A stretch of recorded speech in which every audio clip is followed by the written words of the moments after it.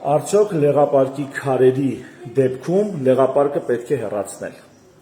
Միայն այն դեպքում, երբ այդ քարերը առաջացնում են ուժգին պրիստուպ, շտապօգնություն կանչելու աստիճան ցավային նոպա։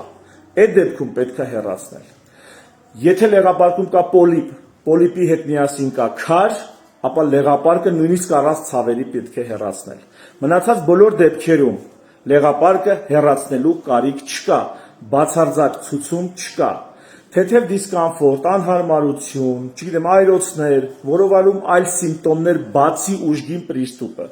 այլ սիմպտոմների ժամանակ լեղապարկը չեն հեռացնում, որովհետև դրանք ամենայն հավանականությամբ լեղապարկի քարերի հետ կապված չեն։ Նույնիսկ եթե երիտասարդ կնոջ մոտ պլանավորվում է հղիություն,